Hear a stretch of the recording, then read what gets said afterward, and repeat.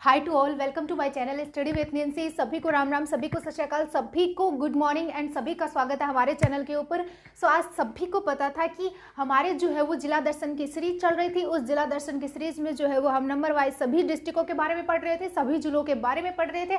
उसी सीरीज में जो है वो हमने नीम का थाना जिला जो था यानी कि मेरे जिले के बारे में एक वीडियो में आपको अपलोड कर चुकी हूँ। उस वीडियो में मैंने जो है वो बहुत सारे फैक्ट्स आपको बता दिए हैं, लेकिन उस वीडियो के अलावा जो और फैक्ट्स बच जाते हैं नीम का थाना में, वो आज जो है वो हम इस वीडियो में कवर करेंगे। तो आप जो है वो ध्यान से बोर्ड पे देखना और सारे फैक्ट्स जो है वो याद करते जाना। तो हम स्टार्ट करते हैं नीम का थाना जिला। लेकिन स्टार्ट करने से पहले मैं आपको बता दूं कि मेरे जो क्लास का नोटिफिकेशन होता है या मेरी क्लास का जो लिंक जो होता है या फिर मेरी क्लास के जो PDF ही जो होती है जो मैं पढ़ाती हूँ आपको, वो सारे नोट्स जो होते हैं वो आपको और अच्छी अच्छी जो मेरे द्वारा बताई जा रही बुक्स और जितनी भी वैकेंसीज निकलती हैं उनका नोटिफिकेशन और जितने भी मतलब कि जो नोट्स की PDF ही होती है वो मेरे टेलीग्राम चैनल पे मैं आपको प्रोवाइड करवा देती हूँ। तो आप मेरा टेलीग्राम चैनल जरूर ज्वाइन कर लेना। टेलीग्राम चैनल का जो लिंक जो आता है वो मैं कमेंट बॉक्स में पिन कर दूंगी, आप वहाँ से ज्वाइन हो जाना, या फिर इसी चैनल के नाम से स्टडी विथ नैंसी के नाम से जो वो टेलीग्राम चैनल है तो आप जरूर ज्वाइन कर लेना।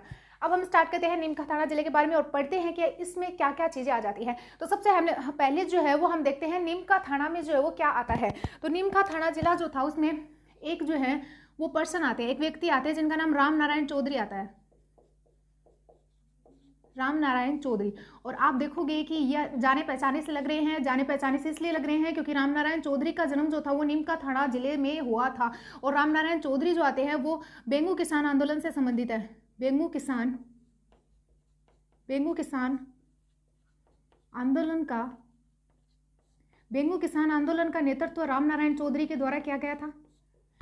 और क्या किया गया था, तो राजस्थान सेवा संघ की स्थापना 1919 में वर्धा महाराष्ट्र में राम नारायण चौधरी के द्वारा की गई थी। और इसमें सहायता दी थी विजय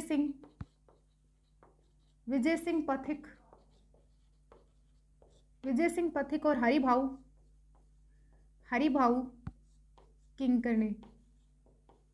ठीक है, नेक्स्ट अगर हम बात करते हैं तो राजपूताना देसी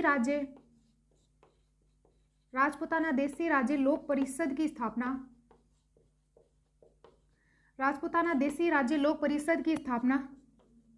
राम नारायण चौधरी जी के द्वारा की गई थी। राम नारायण चौधरी जो आते हैं उनके द्वारा एक नारेली आश्रम की स्थापना की गई थी। नारेली आश्रम की स्थापना राम नारायण चौधरी के द्वारा की गई थी। और कहाँ पे की गई थी, तो अजमेर में की गई थी। और ये नारेली आश्रम जो आता है वो किस धर्म से संबंधित था, तो ये नारेली आश्रम जैन धर्म से संबंधित था। ठीक है, नेक्स्ट अगर हम बात करते हैं तो राम नारायण चौधरी जी की जो वो पत्नी आती है उनका नाम आता है अंजना चौधरी। और अंजना चौधरी से क्या संबंध आता है, क्या फैक्ट्स बन जाता है, तो राजस्थान की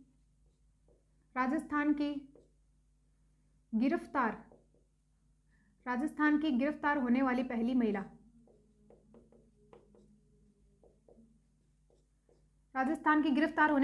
महिला, जो आती है वो अंजना चौधरी आती है।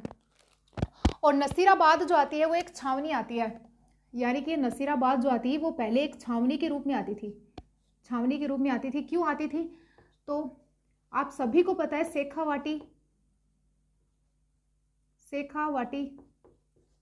शेखावाटी बी ग्रेड जो थी इसकी 1834 में स्थापना करी गई थी। इसके तहत जो है वो एक छावनी के रूप में गया था नीम का थाना जिले को। यानी कि हम बात कर रहे थे कि नीम का थाना जिला जो आता है इससे जो है वो राम नारायण चौधरी जी का संबंध आता है। राम नारायण जी चौधरी जो आते हैं वो नीम का थाना जिला से आते हैं। राम नारायण चौधरी जी की पत्नी का नाम अंजना चौधरी आता है, जो कि राजस्थान की प्रथम महिला आती है गिरफ्तार होने वाली। 1857 की क्रांति से जो है वो मतलब कि इन्होंने जो राम नारायण चौधरी के द्वारा जो वो आंदोलन चलाया गया था, बेगू किसान आंदोलन, है ना। बेगू किसान आंदोलन राम नारायण चौधरी जी के द्वारा चलाया गया था। और राजस्थान सेवा संघ की स्थापना जो वो राम नारायण चौधरी के द्वारा की गई थी। लेकिन ये जो राजस्थान सेवा संघ जो आता है इसकी स्थापना कहाँ की गई थी, ये आपसे पूछ लेंगे और आप फंस जाओगे, क्योंकि आप सोचोगे कि राजस्थान से संबंधित है, ये तो राजस्थान में ही करेंगे, बल्कि ऐसा नहीं है। ये वर्धा महाराष्ट्र में 1919 में उन्होंने जो है वो राजस्थान सेवा संघ की स्थापना करी थी। और राम नारायण चौधरी जो थे इनके द्वारा एक नारेली आश्रम की स्थापना की गई थी जो अजमेर में की गई थी। और ये नारेली आश्रम जो आता है वो जैन की पत्नी अंजना चौधरी आती है, जो कि खुद एक क्रांतिकारी आती थी, जो कि गिरफ्तार होने वाली राजस्थान की पहली महिला आती है। इसके संबंध में क्वेश्चन कर लेंगे आपसे। अगर हम बात करें तो राजपूताना देसी राज्य लोक परिषद की स्थापना रामनारायण चौधरी के द्वारा की गई थी। और नीम का थाना जो आता है, इसको एक छावनी के रूप में जाना जाता था पहले, यानी कि पहले नीम का थाना जिले को एक छावनी के रूप में जाना जाता था।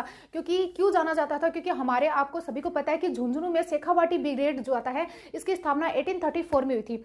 अब जो शेखावाटी ब्रिगेड 1834 जो आता है, उसके तहत जो है मतलब नीम का थाना जिला जो आता है, नसीराबाद निकल रहा है मुंह से, नीम का थाना जिला जो आता है उसको एक छावनी के रूप में लिया गया था। ठीक है, तो आप ये सारे फैक्ट्स याद रखना। नेक्स्ट अगर हम बात करते हैं कि और क्या क्या आता है यहाँ पे, तो उदयपुर वाटी, यानी कि उदयपुर वाटी के संबंध में क्या फैक्ट्स बन जाते हैं।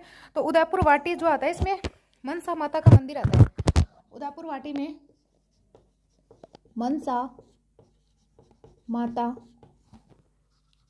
मंदिर, मनसा माता का मंदिर जो आता है वो उदयपुर वाटी में आता है। और आपको एक और बात बता दें कि मनसा माता का एक और मंदिर जो आता है वो आमेर जयपुर में भी आता है।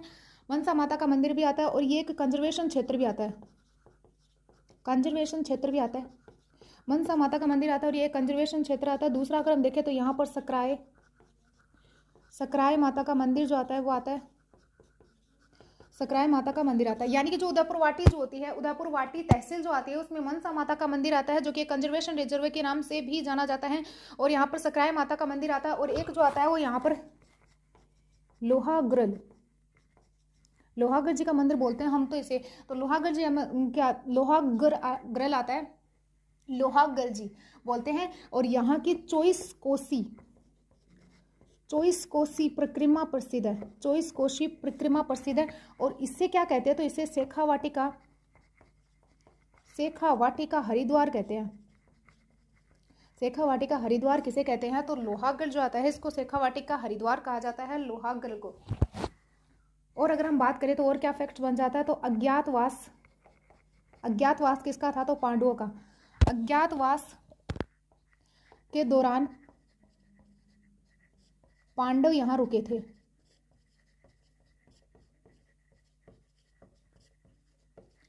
यानी कि उदयपुर वाटी के संबंध में क्या फैक्ट्स बन जाता है, तो मनसा माता का मंदिर जो आता है वो उदयपुर वाटी में आता है। मनसा माता का एक और मंदिर आता है जो कि आमेर जयपुर में भी आता है। एक आता है मनसापूर्ण करणी माता, मनसापूर्ण करणी माता जो आता है इनका मंदिर उदयपुर में आता है।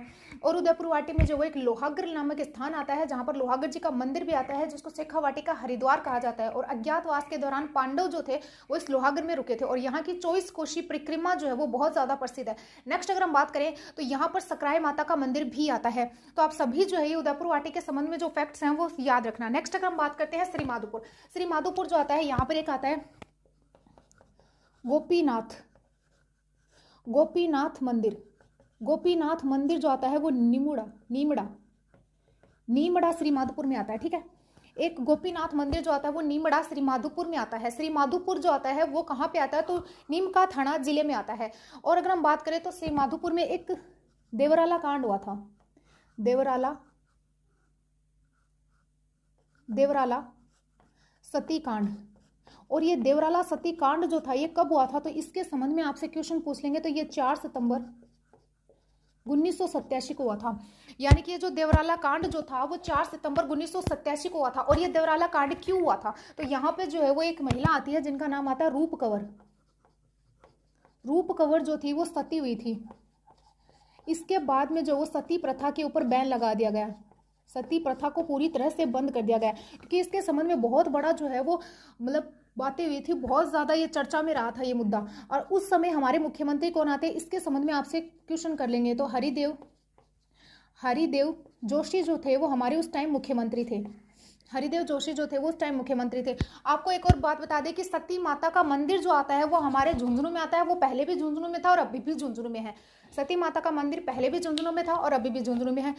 तो श्री माधोपुर से क्या फैक्ट्स बन जाते हैं, तो यहाँ पर गोपीनाथ जी का मंदिर आता है जो कि नीमड़ा श्री माधोपुर में आता है। यहाँ पे देवराला सती कांड हुआ था जिसमें कि महिला आती है रूप कंवर, वो जो थी वो 4 सितंबर 1987 को ये देवराला सती कांड हुआ था। इसमें रूप कंवर जो थी वो सती हो जाती है, फिर सती प्रथा पे बैन लग जाता है। मुख्यमंत्री उस टाइम जो थे वो हरिदेव जोशी थे। और इसके संबंध में आपसे जो है वो क्वेश्चन कर लेंगे। नेक्स्ट अगर हम बात करें तो यहाँ पे जो एक सरगोठ गाँव आता है, यानी कि श्री माधोपुर में एक सरगोठ गाँव आता है। श्री माधोपुर में और क्या चीजें आती हैं, तो यहाँ पे जो है वो एक सरगोठ गांव आता है, श्री माधोपुर में सरगोठ गांव आता है। और ये जो गांव जो आता है यहाँ पे, ये श्री माधोपुर में आता है, श्री माधोपुर में आता है। और यहाँ से क्या फैक्ट बन जाता है, तो यह है राजस्थान का, यहाँ राजस्थान का पहला फल उद्यान आता है, यानी कि यहाँ राजस्थान का पहला फल उद्यान आता है। और फतेहपुर कृषि अनुसंधान, फतेहपुर कृषि अनुसंधान के अधीन संचालित है। यानी कि अगर हम और फैक्ट्स के बारे में यहाँ पर बात करें तो जो श्री माधोपुर जो आता है यहाँ पर एक सरगोठ गांव आता है। सरगोठ गांव जो था यहाँ पर राजस्थान का पहला फल उद्यान आता है। और ये जो राजस्थान का पहला फल उद्यान जो आता है वो फतेहपुर कृषि अनुसंधान जो आता है उसके द्वारा संचालित है या उसके अंदर आता है। तो ये सभी फैक्ट्स आप याद रखना। नेक्स्ट अगर हम बात करते हैं खेतड़ी के संबंध में क्या प्रावधान आ जाते हैं, यानी कि खेतड़ी के संबंध में जो वो क्या बातें आती हैं। तो खेतड़ी में जो वो एक नालपुर गाँव आता है, जहाँ पर खेतड़ी में क्या आता है, अब हम देखते हैं खेतड़ी में क्या बातें बन जाती हैं। तो खेतड़ी में जो एक नालपुर गांव आता है, नालपुर गांव जो आता है ये खेतड़ी में आता है। यहाँ पर क्या आता है, तो यहाँ पर भक्त पूर्णमल की मंदिर आता है, भक्त पूर्णमल जी का मंदिर आता है। एक जो आता है वो बस्सई गांव आता है, बस्सई गांव आता है। और यहाँ पे क्या आता है, तो यहाँ रामेश्वर जी का मंदिर आता है, रामेश्वर जी का मंदिर जो आता है वो यहाँ पे आता है। नेक्स्ट अगर हम बात करें तो जो ये खेतड़ी जो आता है यहाँ पर एक गोरीर गांव आता है, गोरीर गांव के संबंध में क्या फैक्ट्स बन जाता है, तो यहाँ पर जो है वो सोलर इकाई की स्थापना की गई है। यहाँ पर सोलर संयंत्र आता है, सोलर संयंत्र जो आता है वो गोरीर गांव में आता है। और गोरीर गांव से किसका संबंध आता है, तो कमला बेनीवाल, आपको सभी को पता है कि कमला बेनीवाल जो आती है वो हमारे राजस्थान की मंत्री आती थी।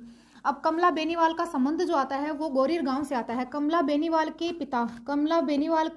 पिता का नाम जो आता है वो नेतराम मान जो आता है वो कमला बेनीवाल के पिता का नाम आता है। और नेतराम मान कौन आते हैं, तो जिनका 1857 की क्रांति से संबंध था, कुछ 1857 की क्रांति से संबंधित नेतराम मान का संबंध भी गोरीर गांव से आता है। और गोरीर गांव जो आता है यहाँ की एक महिला आती है जिनका नाम शर्मिला मान आता है। शर्मिला मान जो आती है वो दुबई कबड्डी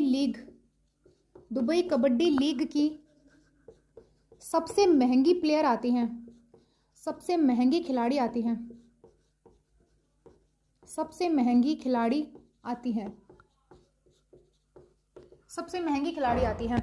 यानी कि अगर हम खेतड़ी के बारे में बात कर रहे थे, इसमें हमने ये गांव देखे, कुछ एक और गांव देखते हैं हम, उसका नाम आता है शिमला गांव। और ये जो शिमला गांव जो आता है वो शेरशाह सूरी, यानी कि शिमला गांव जो आता है यहाँ पर शेरशाह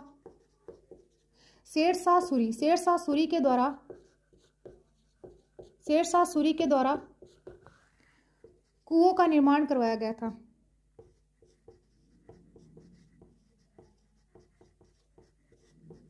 कुओं का निर्माण करवाया गया था।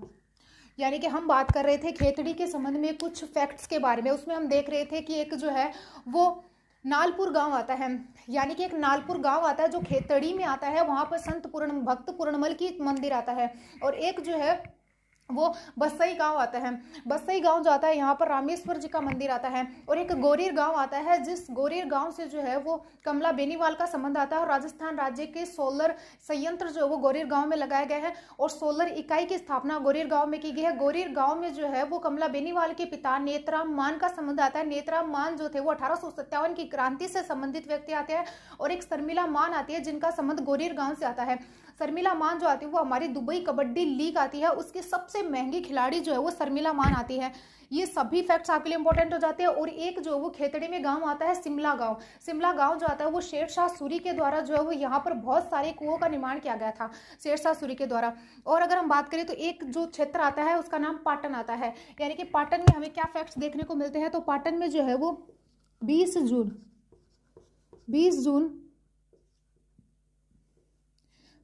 1790 ईस्वी को पाटन का युद्ध हुआ था। 20 जून 1790 ईस्वी को पाटन का युद्ध हुआ था। पाटन का युद्ध किनके मध्य हुआ था? तो सवाई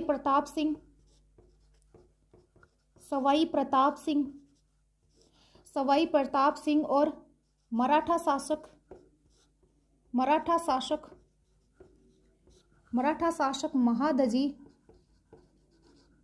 महादजी सिंधिया के मध्य जो है वो पाटन का युद्ध हुआ था।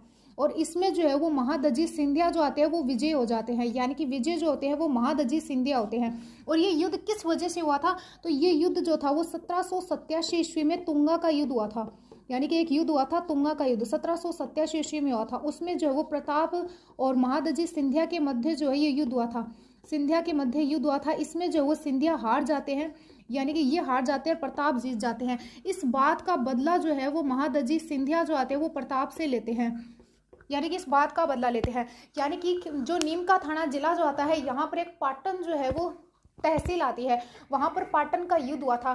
पाटन का युद्ध 20 जून 1790 ईस्वी को हुआ था।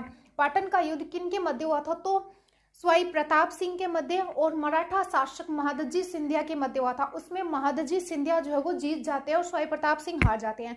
ये युद्ध किस वजह से हुआ था? तो 1787 में तुंगा का युद्ध हुआ था। उस तुंगा के युद्ध में जो है वो स्वाई प्रताप सिंह के द्वारा मराठा शासक महादजी सिंधिया को हरा दिया जाता है।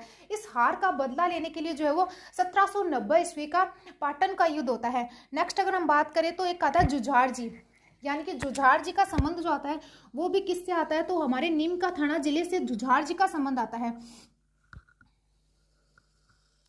जुझार जी का संबंध नीम का थाना जिले से आता है। जुझार जी जो आते हैं इनका संबंध कहाँ से आता है? तो इमलोहा जो आता है ये भी अब नीम का थाना में आता है। नीम का थाना इमलोहा जो आता है, नीम का थाना जो आता है, यहाँ पर जुझार जी का जन्म हुआ था। जुझार जी का जन्म कहाँ पे हुआ था? तो इमलोहा नीम का थाना में हुआ था। जुझार जी का थान कहाँ पे आता है? तो इनका थान जो आता है वो खेजड़ली वृक्ष के नीचे आता है। खेजड़ली वृक्ष के नीचे जुझार जी का स्थान आता है। जुझार जी के मेले का आयोजन कब किया जाता है? तो जुझार जी के मेले का आयोजन जो वो रामनवमी पर किया जाता है। रामनवमी कब मनाई जाती है? तो चैत्र शुक्ल नवमी को रामनवमी बनाई जाती है। चैत्र शुक्ल नवमी को रामनवमी बनाई जाती है। और ये जुझार जी जो आते हैं ये मुसलमानों से गायों को मुसलमान लुटेरों से, यानी कि जुझार जी जो आते हैं वो मुसलमान लुटेरों से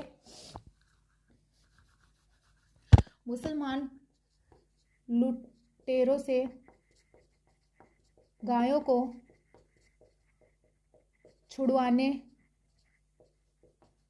छुड़वाने में शहीद हो जाते हैं।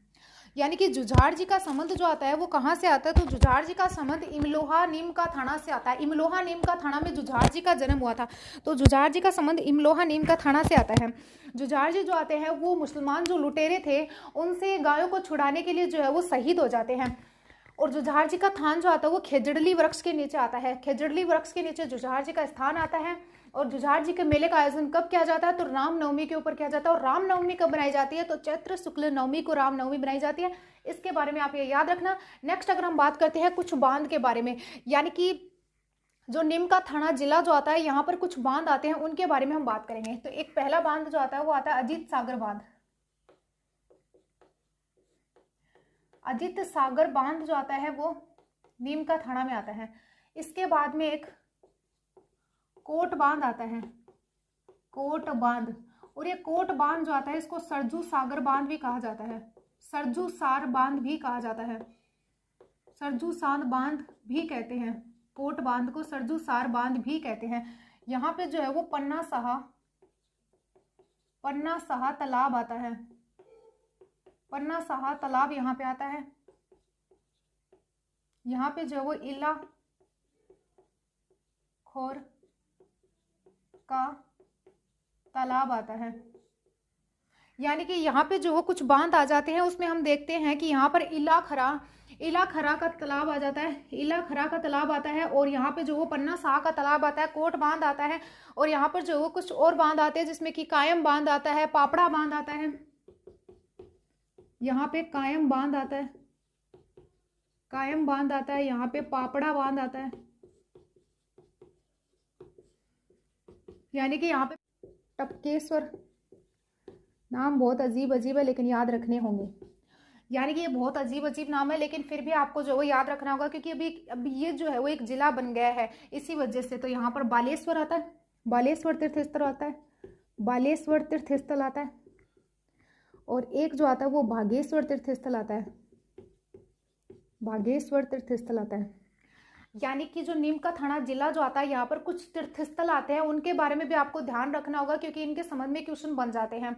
अब इसमें जो है वो एक तो जो है वो गणेश्वर तीर्थ स्थल आता है, गणेश्वर तीर्थ स्थल आता है, टपकेश्वर तीर्थ स्थल आता है, बालेश्वर तीर्थ स्थल आता है और एक बागेश्वर तीर्थ स्थल आता है, बागेश्वर तीर्थ स्थल आता है। नेक्स्ट जो है वो हम जो है वो एक खेतड़ी के महल के बारे में भी बात करेंगे, क्योंकि हमने जो वो खेतड़ी के बारे में बात करी थी कि ये खेतड़ी जो आता है वो नीम का थाना जिले में आता है, लेकिन खेतड़ी का महल जो आता है वो झुंझुनू में ही आता है अभी तक। यानी कि ज़्यादातर बच्चे जो थे वो कन्फ्यूजन थे कि मैम खेतड़ी का महल जो है वो नीम का थाना में आता है या झुंझुनू में आता है, तो वो अभी तक झुंझुनू में ही है। यानी कि झुंझुनू में क्या है, वो खेतड़ी का जो महल जो है वो झुंझुनू। नेक्स्ट अगर हम बात करें तो यहाँ पर जो है वो खेतड़ी और खेतड़ी के महल के संबंध में जो वो कन्फ्यूजन हो जाएगा, इसकी वजह से मैं आपको ये खेतड़ी का महल भी पढ़ा देती हूँ कुछ, कि खेतड़ी का महल जो आता है वो झुंझुनू में है और खेतड़ी जो है वो नीम का थाना में आ गई है तहसील के रूप में। तो हम खेतड़ी के महल के बारे में बात करें तो खेतड़ी के महल का निर्माण किसके द्वारा करवाया गया था, तो खेतड़ी के महल का निर्माण जो था वो 1960 में महाराजा भोपाल सिंह के द्वारा करवाया गया था। भोपाल सिंह के द्वारा खेतड़ी के महल का निर्माण करवाया गया था। खेतड़ी के महल की आकृति किसके समान आती है, तो इसकी आकृति जो है वो मुकुट के समान आती है, मुकुट के समान खेतड़ी की आकृति आती है। खेतड़ी जो है ये 5 मंजिला आता है, 5 मंजिला आता है और यहाँ पे जो है वो स्वामी विवेकानंद, यानी कि खेतड़ी जो आता है इसके संबंध में ये फैक्ट्स बन जाता है कि यहाँ पर कायम खानी छात्रावास संग्रहालय बना हुआ है। यहाँ पर कायम खानी छात्रावास संग्रहालय खेतड़ी महल में बना हुआ है। इसकी तुलना जो है वो जयपुर के हवा महल व लखनऊ के भूल भुलैया से की जाती है। यानी कि खेतड़ी का महल जो आता है इसका निर्माण महाराजा भोपाल सिंह के द्वारा करवाया गया था। और कब करवाया गया था, तो 1960 ईस्वी में जो है वो खेतड़ी के महल का निर्माण महाराजा भोपाल सिंह के द्वारा करवाया गया था। और कायम खानी छात्रावास संग्रहालय जो आता है वो खेतड़ी में आता है। यानी कि खेतड़ी का महल जो आता है इसका निर्माण 1960 में नहीं, 1790 में, 1760 में जो है वो महाराजा भोपाल सिंह के द्वारा खेतड़ी के महलों का निर्माण करवाया गया था। और खेतड़ी के महल जो आते हैं इनको शेखावाटी के हवा महलों के नाम से भी जाना जाता है। यानी कि खेतड़ी के महल जो आते हैं इनको शेखावाटी के हवा महल भी कहा जाता है। खेतड़ी के महल को शेखावाटी के हवा महल कहलाते हैं। यानी कि खेतड़ी के महल जो आते हैं वो अभी भी झुंझुनू में आते हैं और ये शेखावाटी के हवा महल कहलाते हैं। 5 मंजिला आते हैं, इनकी आकृति मुकुट के समान आती है। इनका निर्माण 1760 ईस्वी में महाराजा भोपाल सिंह के द्वारा करवाया गया था। और यहाँ पर जो है वो इसकी तुलना जो है वो जयपुर के हवा महल और लखनऊ के भूलभुलैया से जो है वो भूलभुलैया से किया जाती है या की जाती है।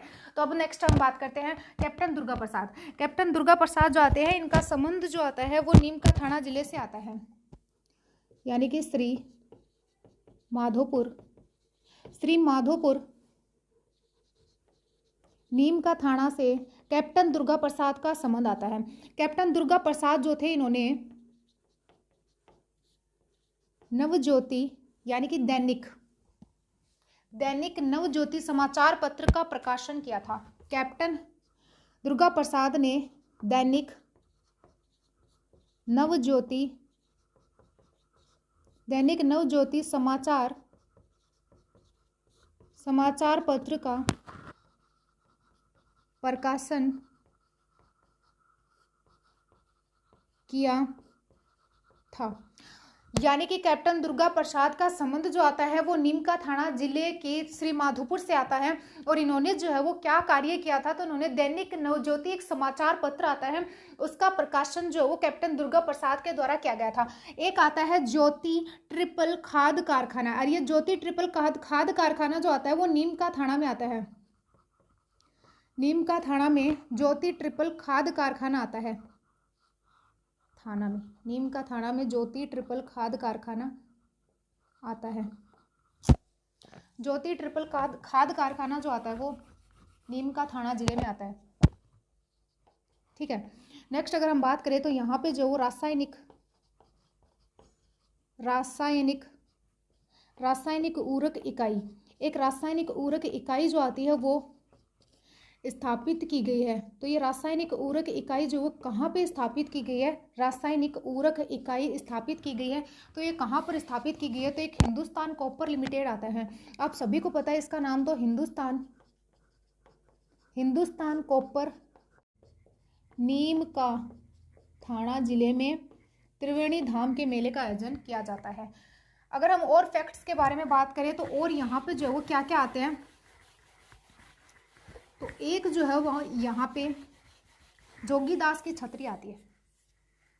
यानी कि नीमका थाना जिला जो आता है यहाँ पे एक जोगीदास की छतरी आती है। और ये जोगीदास की छतरी जो है ये उदयपुर वाटी नीमका थाना जिले में जो है वो जोगीदास की छतरी आती है। ठीक है। नेक्स्ट अगर हम बात करें तो ये जोगीदास की छतरी जो आती है वो भित्ति चित्रण के लिए प्रसिद्ध है। भित्ति चित्रण के लिए जोगीदास की छतरी प्रसिद्ध है। और अगर हम बात करें तो शेखावाटी में तालाबों को जोहड़ कहा जाता है। शेखावाटी हमारा क्षेत्र जो है इसमें तालाबों को जोहड़ कहा जाता है। और अगर हम बात करें तो नीमका थाना जिले में आप सभी को पता है कि तांबा निकाला जाता है खनिज के रूप में। तो ये तांबा जो होता है वो प्रसिद्ध स्थान जो आते हैं वो एक तो बन्नों की ढाणी, मीरा का नागड़, बन्नों की ढाणी मीरा का नागड़ जो आता है यहाँ पे तांबा निकाला जाता है खेतड़ी में, नीमका थाना जिले में। ठीक है। मीरा का नागड़ बन्नों की ढाणी जो आता है यहाँ पे तांबा निकाला जाता है। कौन सा खनिज निकाला जाता है, तो यहाँ पे तांबा निकाला जाता है। नेक्स्ट अगर हम बात करें तो खेतड़ी से जो है वो एक व्यक्ति विशेष का संबंध आता है। एक महाराजा आते हैं अजित सिंह। खेतड़ी से एक फैक्ट और बन जाता है कि महाराजा अजित सिंह ने विवेकानंद जी को, यानी कि महाराजा अजित सिंह ने नरेंद्र नाथ को विवेकानंद की उपाधि जो थी, विवेकानंद की उपाधि दी। स्वामी विवेकानंद जी जो थे, स्वामी विवेकानंद जी हमारे राजस्थान में खेतड़ी में जो है वो, खेतड़ी में 1891, 1893, 1897, यानी कि खेतड़ी में 3 बार आए हैं। यानी कि महाराजा अजित सिंह जो आते हैं उनका संबंध खेतड़ी से आता है। खेतड़ी में जो नरेंद्र नाथ जो थे उनको विवेकानंद की उपाधि जो थी वो महाराजा अजित सिंह ने दी थी। मतलब स्वामी विवेकानंद जी जो थे वो हमारे खेतड़ी में 3 बार आए हुए हैं, 1891, 1893, 1897। स्वामी विवेकानंद जी जो थे वो रामकृष्ण परमहंस से संबंधित हैं। उनका संबंध जो आता है वो रामकृष्ण परमहंस से आता है। और अगर हम बात करें तो स्वामी विवेकानंद संग्रहालय जो आता है वो हमारे खेतड़ी में आता है। यानी कि स्वामी विवेकानंद संग्रहालय जो आता है वो हमारे खेतड़ी में आता है। और अगर हम बात करें स्वामी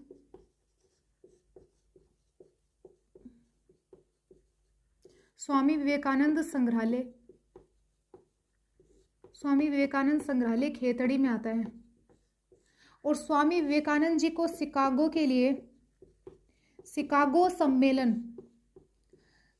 सम्मेलन में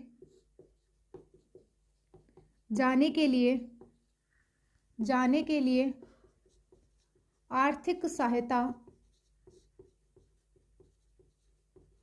सहायता महाराजा अजित सिंह ने दी थी। यानी कि स्वामी विवेकानंद जी जब शिकागो सम्मेलन में भाग लेने के लिए जा रहे थे तो उस टाइम जो उनको आर्थिक सहायता दी थी वो महाराजा अजित सिंह ने उनको आर्थिक सहायता दी थी। ये जो है वो सारे फैक्ट्स आपके लिए इंपॉर्टेंट हो जाते हैं। नीमका थाना जिले अब पूरी तरह से कंप्लीट हो चुका है। हमने नीमका थाना जिले में आने वाली किसी भी चीज को नहीं छोड़ा है। गांव में भी क्या चीजें बन जाती हैं उसके बारे में पढ़ा दिया, तीर्थ स्थल कहाँ पर आते हैं वो भी पढ़ा दिया, और खाद कारखाने सभी चीजों के बारे में कवर करवा दिया। मुझे नहीं लगता कि यहाँ से क्वेश्चन बाहर जाएगा। तो अगर वीडियो अच्छा लगा हो तो लाइक, शेयर और सब्सक्राइब जरूर करें। Thank you and bye.